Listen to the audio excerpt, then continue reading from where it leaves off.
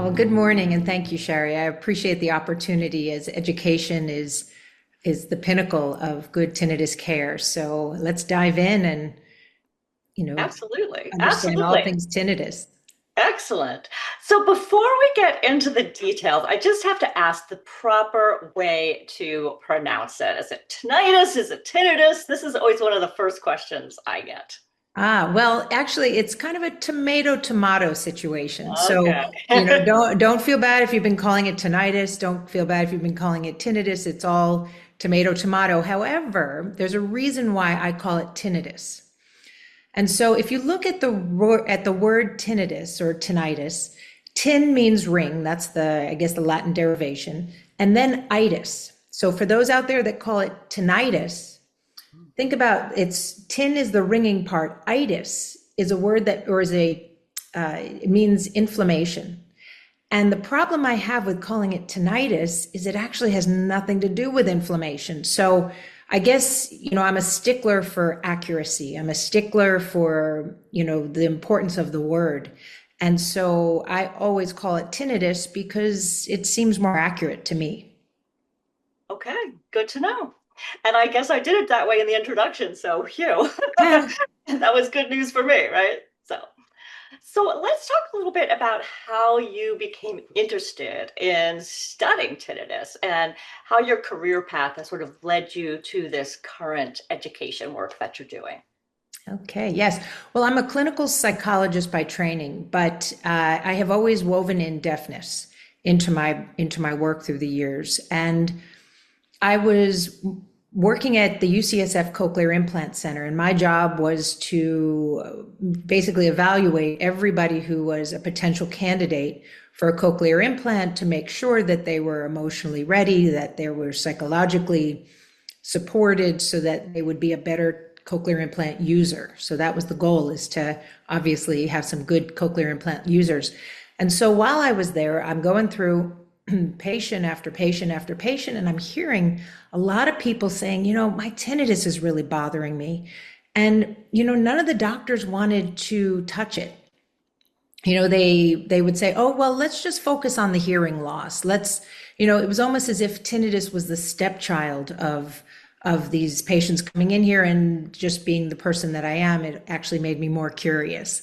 So I started going down the tinnitus rabbit hole. And at the same time, I was also becoming fascinated and studying John Kabat-Zinn and his work with mindfulness-based stress reduction. And there was some wonderful research that he was producing. I think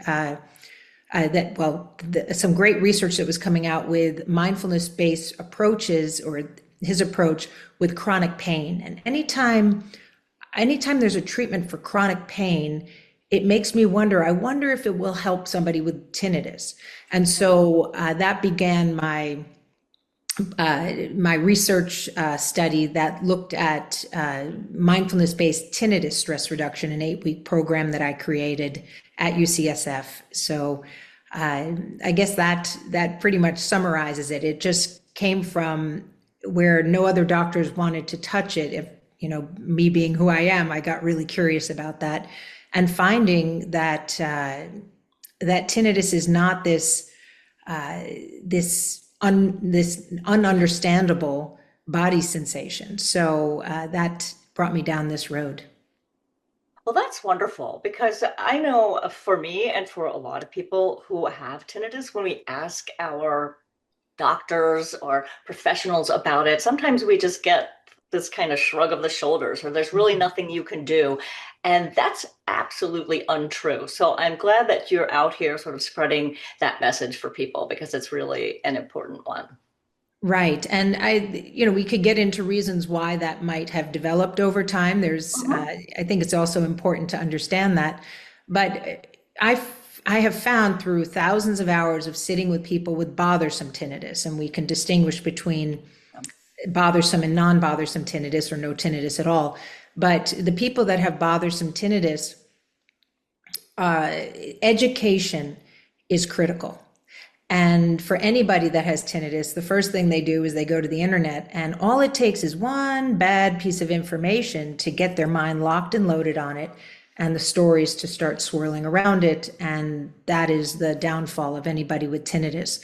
And so what I have found to be the most rewarding part of my work is making sure that everybody has the fundamental or the primary part of tinnitus care, which is accurate education. Right. So let's dive into that though, because I think a lot of listeners might think of tinnitus as sort of an unwanted ringing or a buzzing or a sound.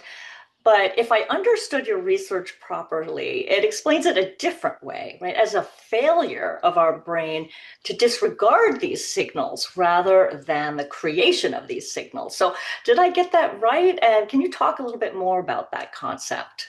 Yes, and the only word that I would change in that description is unwanted. I would change that for a mistake. The Okay. brain, under times of stress, is just more prone to making errors. And so the reason why tinnitus has come into a person's consciousness is really based on a brain mistake or a brain error rather than something broken. Okay. And so it kind of softens it a little bit.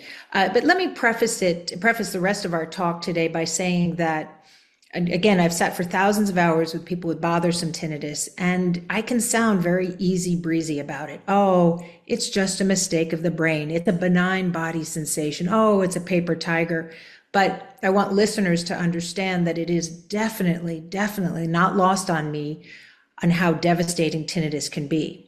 So, but at the same time, as a clinician, it's very hard for me to get excited about a benign body sensation. And so that kind of starts us off on how do we really want to define tinnitus. And so tinnitus is a benign body sensation that the brain thinks is important to pay attention to, when in fact, it can allow it to go comfortably into the background. Hmm. So I'll say that probably 15 times today, but tinnitus is a benign body sensation that the brain thinks is important to pay attention to, when in fact it isn't. Okay. So, if I could get into the numbers, we have 50 million Americans. That's a huge number. 50 million Americans experience tinnitus, but that huge number doesn't give us really the information we need. So of that 50 million, if we break it into parts, of that 50 million, 20 million are bothered enough by their tinnitus to go to their doctor and say, oh God, this is not okay. Something is really wrong. Okay. So I call that the 20 million. I call that the bothersome group. And I keep things very simple. So if we all do the math together, that leaves 30 million Americans that are walking the streets of our country with tinnitus and they don't care. So my work is not to get rid of tinnitus because, first of all, I don't know that I have, well, I definitely don't think I have control of that. And if, I don't think people with bothersome tinnitus necessarily have control of that, or they wouldn't come see me, right? Or they wouldn't be pursuing help. So I'm going to leave that to the powers that be. It's not to say that tinnitus won't go away, but it's just my way of saying I don't necessarily have control of that. But what I 100% know to be a fact is that you can shift tinnitus from the 20 million bothersome group into the 30 million non-bothersome group. And then I ask my patients, if you have a benign body sensation for the rest of your life and it doesn't bother you, can you be okay with that? And invariably they say, of course. I mean, we've got a lot of benign body sensations going on in our body that, we might notice one day and then it's the furthest thing from our mind. And so that I like to pursue the 100%. I find that my job is so much more rewarding and people get very, very definite relief if we focus on the goal of shifting tinnitus from the bothersome group into the non-bothersome group. And so that is really, I think, what anybody that's bothered by tinnitus should be aspiring to is, I call that the effective cure. People get all up in arms. Where's the cure? What's wrong with these researchers? What's happening with these doctors? Where's the pill? Where's the procedure? Well, you can't fix something that's not broken, first of all. Okay. And so, but what we do have is the effective cure. If tinnitus doesn't bother you, then so what? A benign body sensation that doesn't bother you is, just another sensation. So that's the $1 million question, though, I guess, right? So how do you become a person where this tinnitus, this sound that's bothering you becomes less of a bother. So how do we start Yep. that process? Okay, so it's I keep saying simple, but it isn't. It's simple but not easy. Okay, so I'm going to break it into threes. For some reason, threes come up with tinnitus. So the number one thing, this I call the tinnitus trifecta. If you have one, two, and three, you will allow the brain to do what the brain knows how to do, which is to habituate. The brain already knows how to do that. Nobody has to teach the brain how to habituate. It's something that we're all doing right now. So, so one, two, and three. Number one is to reduce anxiety around tinnitus. Okay, and we can go back to anxiety because that is the fire that is below this benign body sensation. So reducing anxiety around tinnitus. Number two, making sure you're an expert in what it is, because what we're going to talk about is using the brain to correct the part of the brain that has misunderstood tinnitus. So we do that through accurate education. Okay, and I have to emphasize accurate because education is not always accurate. Number three is finding a way to reduce stress consistently so that we create some space and freedom in our brain to, instead of react to it, respond to it. So that's a subtle difference, but it makes all the difference, is this idea of instead of old reactions that have brought you to this place, replacing them with responses to tinnitus that can then open the door to habituation. Right, that makes a lot of sense. And I use a lot of meditation actually to help me cope with my tinnitus. And I feel like that's a major focus of meditation in general, or mindfulness in general, is sort of shifting from that reaction to taking the time to respond thoughtfully. And so this seems like it's really built on a lot of those tenets that have been tested across many, many different areas. Yes. And I'm very research focused, while, I want to do what works. And do what works consistently. We need some reliability and validity here. So, again, these three things, if you have two of these three things, you might have good days, you might have bad days. If you have one of these things, good luck. But if you put these three things together, anybody, 100% of the time, has the effective cure for tinnitus. The brain will shift it from bothersome to non-bothersome. And we can get into what's actually happening in the brain, like where the actual mistake happened, so that we can reverse engineer that error and start responding to tinnitus in a way that helps the brain put it where it belongs. And so, it's interesting because I use my hands a lot. That's, I guess, part of my work in deafness. I also sign and such. So forgive my hand motions, Oh, no worries. but inside of our brain, we have a camera lens. And so when something is either fearful, fascinating, or frustrating, the three F's, the lens of the mind zooms in, and boy, can it see what it's looking at with amazing clarity. Now, it can't see anything else, but it sure can see what it's looking at. Now, if you open up the aperture of the mind, which the mind can certainly do, is kind of broaden or open, obviously what we're looking at is still in the picture, but it's within the context of everything else around it. And so the error that's made on the first day or the moment that the person is first aware of tinnitus is the brain zooms in on it and says, oh my God, what is that? And then all of a sudden the story gets wrapped around the lens. Oh my God, maybe I have a brain tumor. Oh my God, does this mean I'm going to lose my hearing? Oh no, how am I going to concentrate at work? Oh, this is all my fault for all the music I listened to when I was a kid. And so what ends up happening is we have this lens that has a story and a riddle, basically a Gordian knot of mistruth around it. And all of a sudden the lens gets stuck. And the person now is sentencing themselves to a life of walking around with tinnitus being in their zoom lens.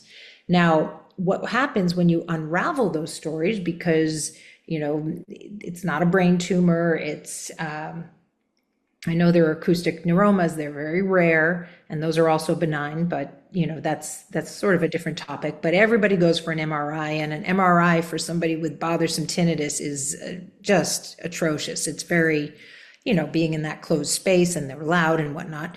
But Anyway, so this story of it's all your fault for all the music you listen to, or I'm going to lose my hearing because of it, or this is going to get worse, all of those false stories are keeping the lens stuck. So if we can unravel those stories with accurate education, the brain can naturally open up. And sure, tinnitus might be there, but it's within the context of everything else around it, and it's no longer a focus.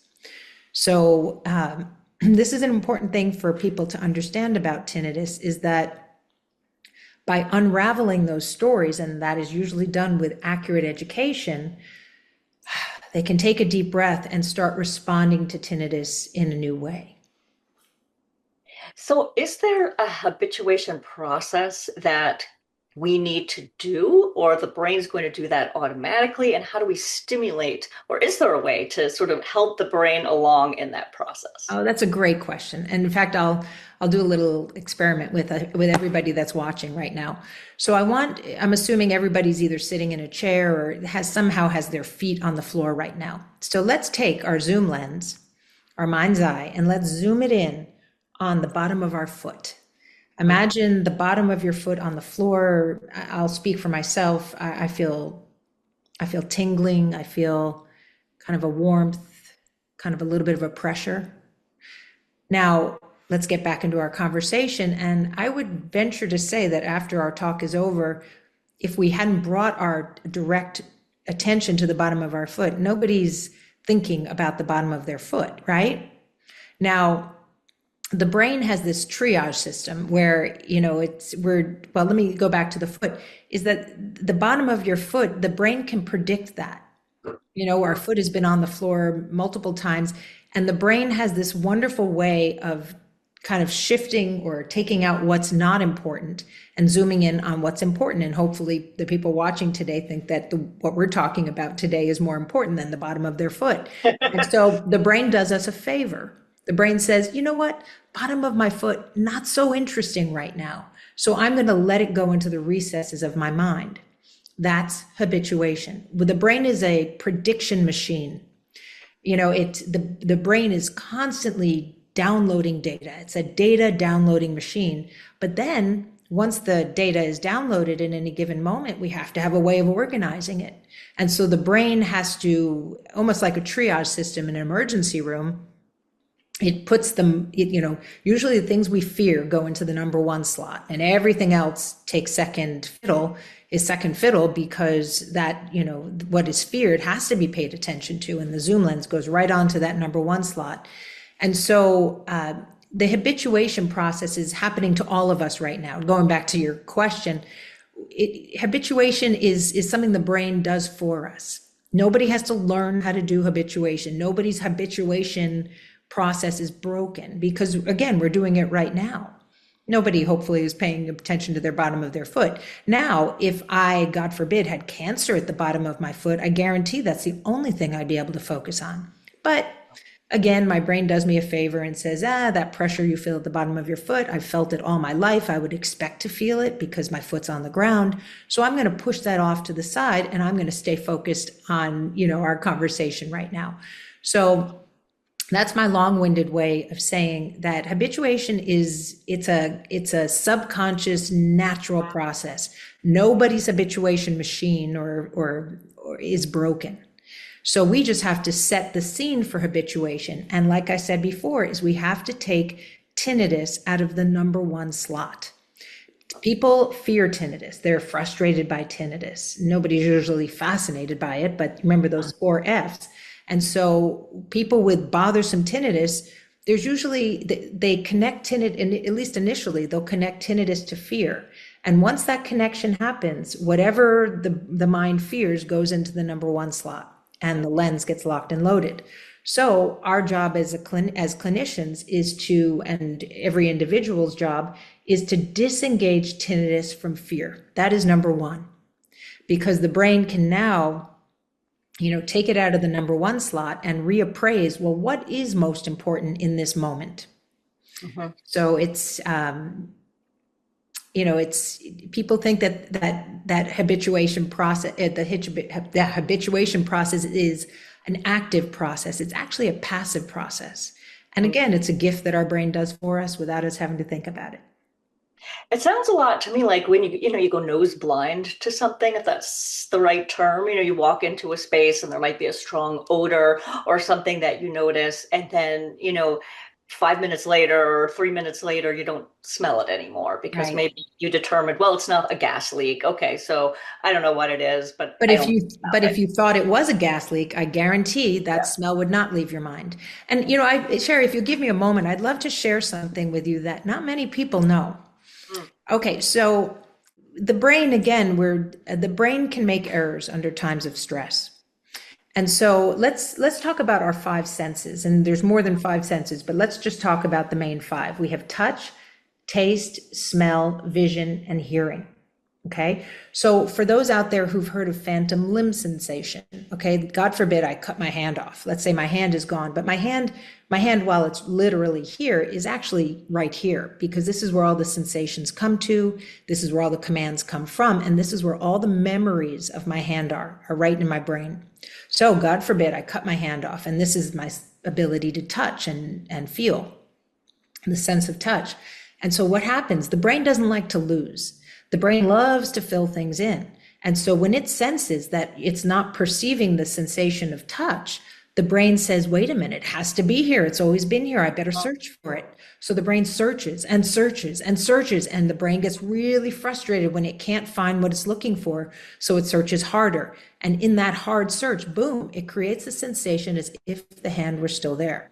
So that's phantom limb sensation. Now let's go through the other four senses. Sense of smell.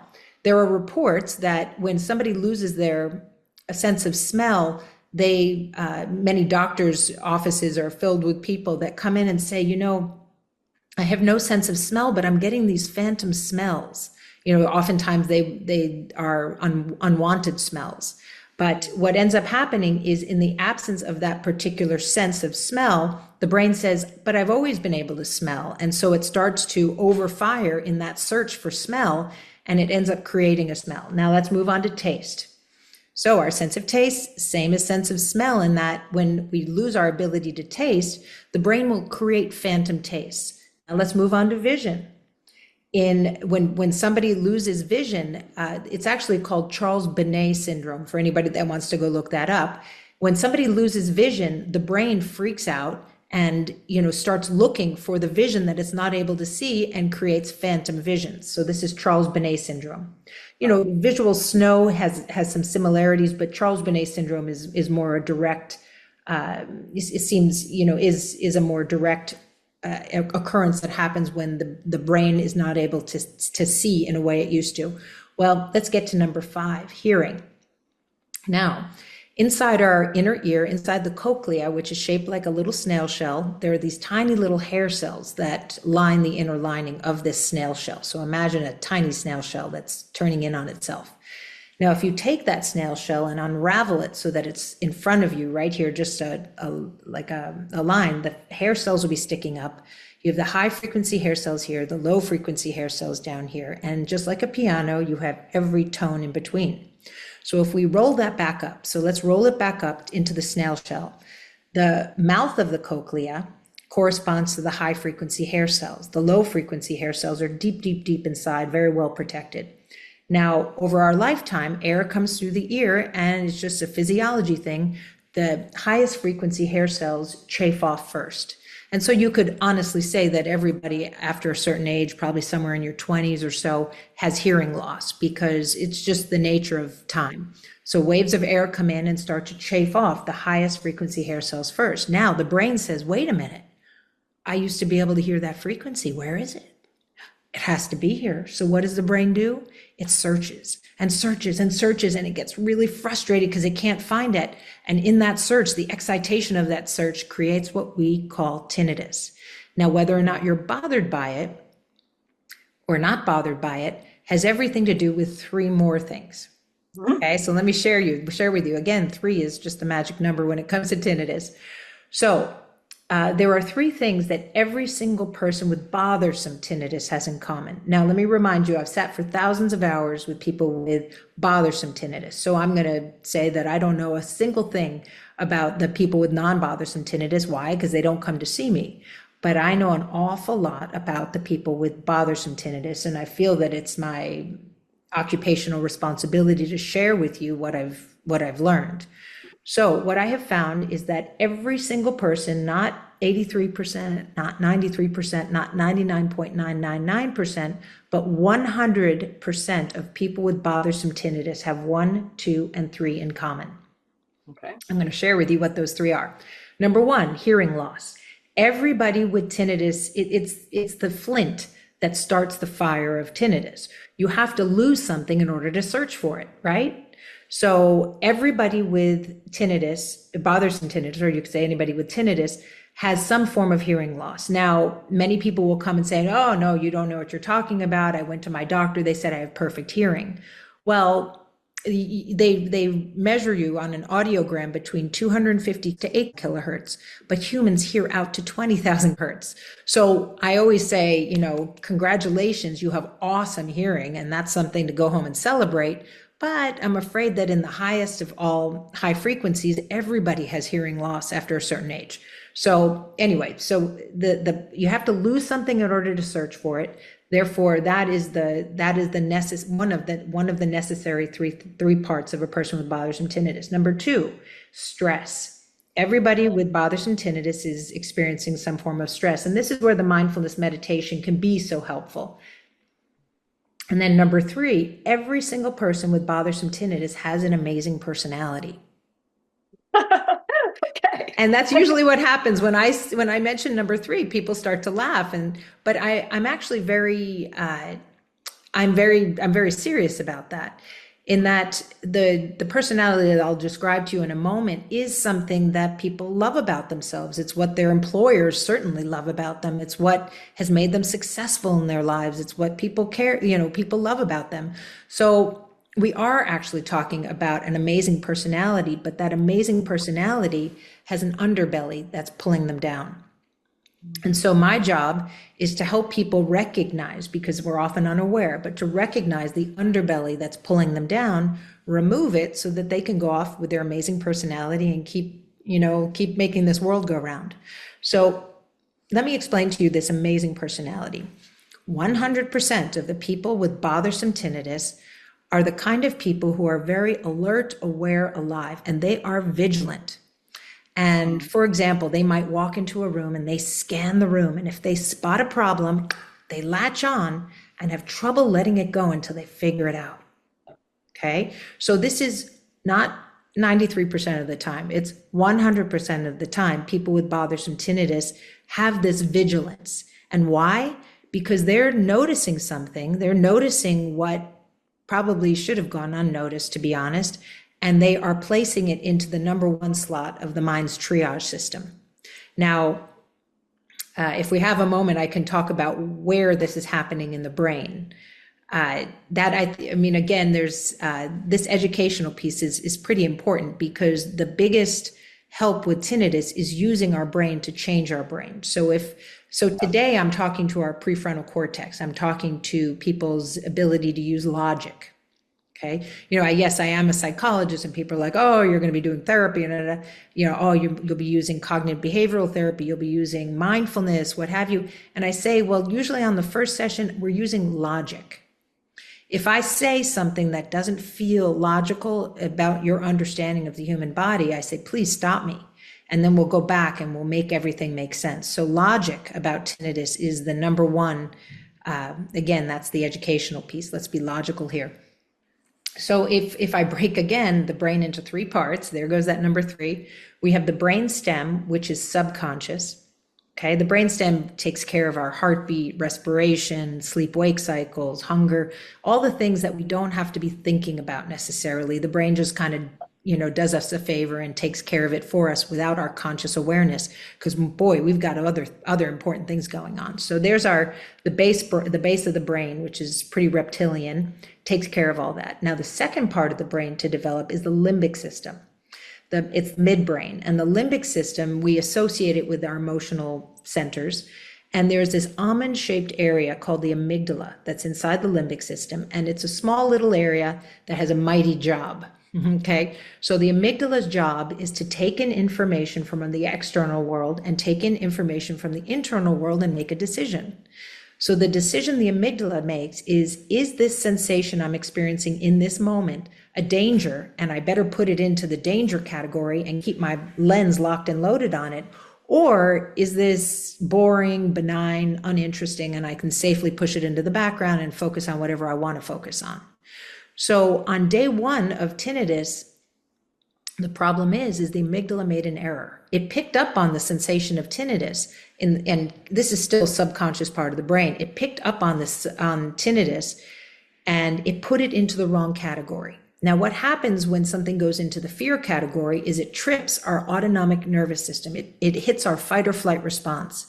And again, what happens there is the thalamus is the gateway between our subconscious emotional centers and our conscious, the third part of the brain to develop, our prefrontal cortex, the cortex or outer bark of the brain. And so the thalamus, when the amygdala starts rearing its head and is saying, alert, alert, alert, there's a probable danger here, the thalamus says, well, okay, opens the gate, and whatever was subconscious now goes into consciousness. So now people with tinnitus have tinnitus now in their conscious mind, whereas probably all of us have tinnitus, but it's staying below the hood. So our work together is to educate so that the prefrontal cortex, which actually does communicate with the amygdala, with these down-regulating neuropeptides to calm things down, is able to use reasoning. And this is where the response to tinnitus comes in. Once you're educated as to what it is, if the amygdala, and it's nobody's fault, the amygdala is subconscious, it's going to do what it does. So when it starts to rear its anxiety head, we can use our prefrontal cortex to say, oh, wait a minute. I heard that lecture with Sherry and Jennifer, and I know that tinnitus is a benign body sensation and that it is a paper tiger and that I'm actually safe and that my brain has misunderstood it as important to pay attention to when in fact it isn't. And so I can take a deep breath. Nothing's broken here. And I can ask myself in this moment, how can I help myself in light of the fact that tinnitus is here? And nobody likes tinnitus. Right. So it changes the mood around tinnitus so that the prefrontal cortex, we can use our brain to calm the centers of the brain that have misunderstood it. So that is the framework of what we're working with, is helping the brain to reappraise tinnitus for what it actually is, a benign body sensation. The thalamus closes and tinnitus stays under the hood. And that's the shift. That's the shift from bothersome to non-bothersome. Right. Well, that's a very detailed explanation. I appreciate that. And I think it does definitely take some education. And so hopefully this is a first step for people on their journey to learn more about it. And I know that you've just started a new weekly column at Hearing Health Technology Matters. And I'm imagining that this column is sort of part of that education process. So can you talk a little bit about what you plan to do with the column and what types of information people will be able to find there? Yes, well, you can see my passion about this, and it's wonderful. And if I can write about it, if I can stand on a mountain and scream about it, I'll do it. And so I want to, thank Hearing Health Matters for giving me this platform. And so what I have created with the help of Hearing Health is a weekly column that it just takes little bites of education on different topics. If one of my clients comes in with a question that needs answering, I might write an article about that question and answer it. And so, that is certainly, why that has come up. And also, yes, so that was really the birth of this idea, was to get this education out there and for people to start using their own resources for changing themselves, so that we don't get into that mix of spending money on tinnitus, which I think nobody should be spending money on, and all these devices and pills that people take and all the junk that you hear. We need to quiet that and start realizing that we can use our brain to change our own brain. And and so, there's also other resources I've created. I mentioned at the beginning of our talk today. A mindfulness-based tinnitus stress reduction is, a tried and true. It's been around for 15 years or so now. I flipped that 8-week course into an online course found at mindfultinnitusrelief.com. And this course does those three things that we talked about. It helps people to reduce anxiety around tinnitus. It makes sure that people are experts in what tinnitus is. Every lesson, every week has, similar to the articles, it has educational pieces that are there to take care of the number 2 part. And then number 3, it starts people off on an 8-week mindfulness meditation practice that, again, is a wonderful way to start to help the brain to tune itself. I think of meditation as, I don't know if anybody can see up here, but I have a violin here in the back. And so it's interesting because I think of my patients as beautiful violins, but if you take a Stradivarius per se, and you take the pegs, there's four pegs on a violin, and you take those pegs and you crank them really, really tight, you pick up that violin and you're playing sharp. It doesn't sound very good. Now, you don't throw out the violin. What do? You tune the violin, you loosen the strings a little bit so that everybody can play in concert.